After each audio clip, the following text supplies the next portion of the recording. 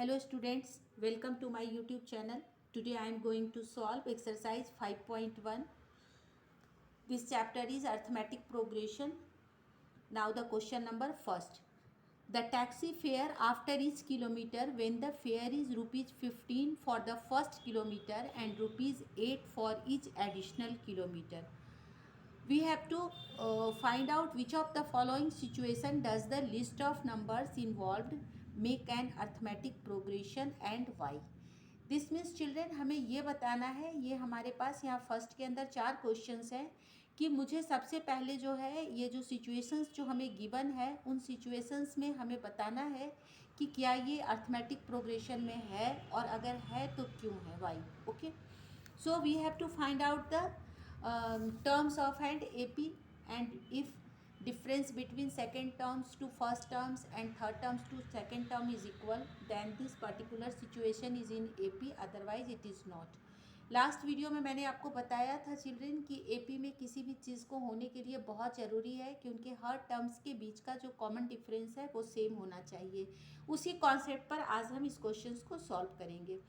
तो अब हम बनाते हैं चिल्ड्रन यहाँ पे, जैसे यहाँ पर टैक्सी फेयर है, जैसे हम लोग कैब वगैरह में जाते हैं तो वहाँ भी यही सेम सिचुएशन होता है. कुछ फिक्स प्राइस होती है चिल्ड्रन, उसके बाद जो एडिशनल जो किलोमीटर होते हैं उनके लिए अलग से चार्जेस होते हैं. सेम थिंग यहाँ भी है. तो अब हम मान लेते हैं कि सपोज करो कि टैक्सी से हम n किलोमीटर तक ट्रैवल कर रहे हैं. तो मान लेते हैं कि let AN be taxi fare. अब AN ले रहे हैं चिल्ड्रन, तो फॉर फर्स्ट n किलोमीटर हम n किलोमीटर के लिए एक AP तैयार करने की कोशिश कर रहे हैं यहाँ पर चिल्ड्रन. तो सबसे पहले देन हमारा जो फर्स्ट टर्म है A, ये गिवन है और ये कितना है चिल्ड्रन, हमारे यहाँ पर है 15.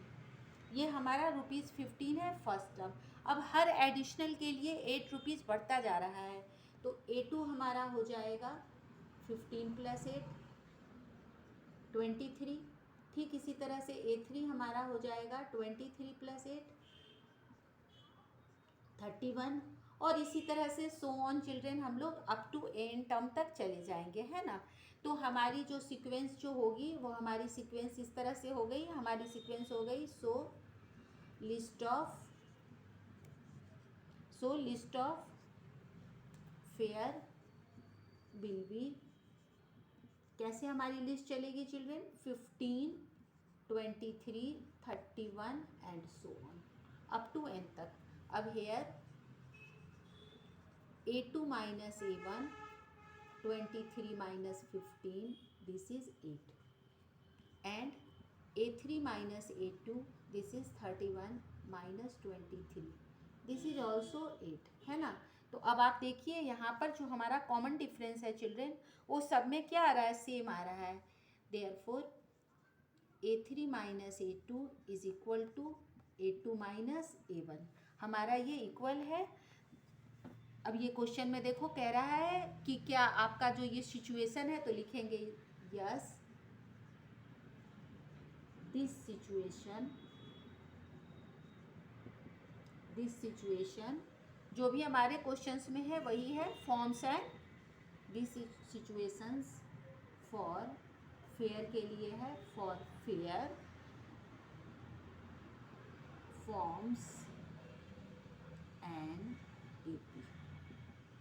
ये जो हमारी सिचुएशन की जो फेयर की जो सिचुएशन है, या डायरेक्ट भी लिख सकते हैं yes this situation forms and AP. Clear children, बहुत इजी है. जो भी हमें गिवन है उससे पहले हम एक अपना प्रोग्रेशन बनाएंगे और सीक्वेंस बनाएंगे, और सीक्वेंस बनाकर चेक करेंगे कि क्या उनके टर्म्स के बीच का कॉमन डिफरेंस इक्वल है. अगर कॉमन डिफरेंस इक्वल है तो वो हमारी सीक्वेंस AP में है, अदरवाइज वो नहीं है. सेकेंड क्वेश्चन, ये फर्स्ट के ही हैं बच्चों. फर्स्ट में 4 क्वेश्चन है. The amount of air present in a cylinder when A vacuum pump removes 1/4 of the air remaining in the cylinder eight A time. अब यहाँ पे देखिए बच्चों, जैसे पहली बार हम लोग पंप को, जब वैक्यूम पंप को करते हैं तो जितनी भी सिलेंडर के अंदर एयर थी वो उसका 1/4 क्या होता है, 1/4 जो एयर होती है वो वैक्यूम कर देती है. और जो बच जाता है, जो रिमेनिंग है, नेक्स्ट बार में फिर रिमेनिंग का 1/4 जो है वो वैक्यूम करती है। तो इस तरह से हम कंसेक्यूटिव टर्म्स के बारे में निकालेंगे।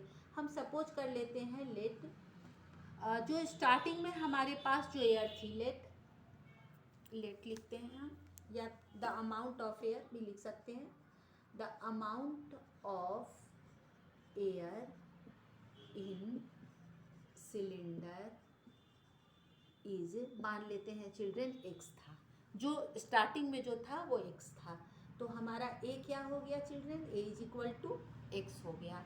अब हर बार 1/4 वैक्यूम पंप जो है उसको वैक्यूम कर रहा है, तो A2 क्या हो जाएगा children, A2 is equal to जो हमारा होगा, ये हमारा हो जाएगा A2 हमारा 1/4 वैक्यूम कर दिया, तो x माइनस 1/4x, रिमेनिंग की बात हो रही है बच्चों। तो 1/4 तो वैक्यूम हो गया, तो कितना बचा, तो ओरिजिनल से हमने 1/4 को माइनस कर दिया, तो ये हमारा हो गया 4x माइनस x/4, और ये हमारा हो गया 3x/4। अब जो नेक्स्ट हमारा जो होगा बच्चों, वो इसका 1/4 वो क्या करेगा, वैक्यूम करेगा। तो जब हम A3 निकालेंगे चिल्ड्रन, तो ये हमारा इनिशियल है, और इसमें से 1/4 माइनस हो जाएगा जो हमारा रिमेनिंग बचा हुआ था। अगेन देखो, जो हमारा रिमेनिंग था उस रिमेनिंग का 1/4 वैक्यूम होगा, तो कितना बच जाएगा बच्चों, तो जो हमारा रिमेनिंग था उसमें से हम 1/4 को माइनस कर देंगे। इसे हम सॉल्व करेंगे चिल्ड्रन, तो 3x/4 माइनस 3x/16, एलसीएम हमारा 16 हो गया, 4 से 4, 4 4 जा 16, और 4 3 जा 12, 12x माइनस 3x, कितना आ गया बच्चों, 9x/16। ये हमारा 9x/16 है, ये हमारा हो गया A3। अब यहाँ पे हम चाहें तो अब हम यहीं पे निकाल सकते हैं, क्योंकि A3 माइनस A2 और A2 माइनस A1 पता चल जाएगा कि हमारे सीक्वेंस जो है वो AP में है या नहीं है। तो हमारे टर्म्स क्या क्या हो गए चिल्ड्रन, ये हो गया नाउ x, फिर 3x/4, और फिर 9x/16 and this.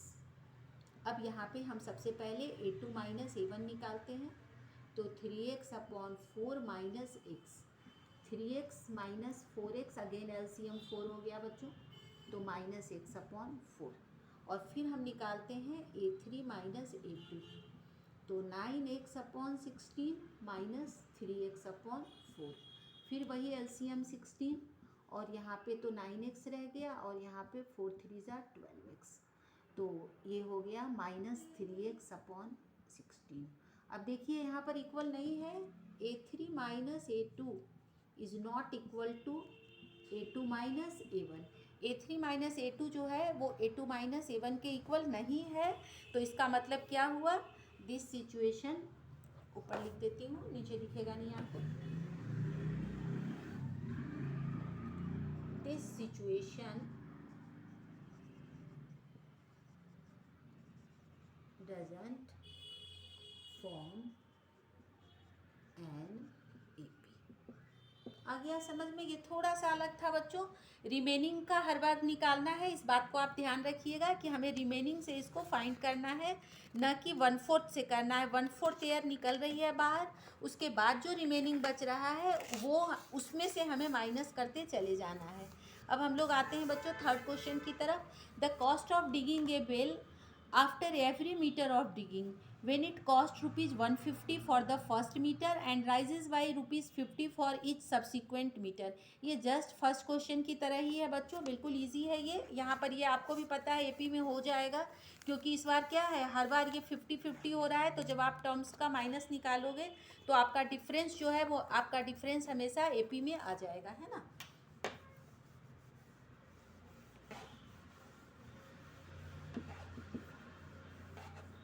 Third question में हमारा फर्स्ट टर्म मिला हुआ है children, let first term is A, और A कितना मिला हुआ है मुझे यहाँ पे 150, पहले का जो डिगिंग चार्ज है वो 150 है।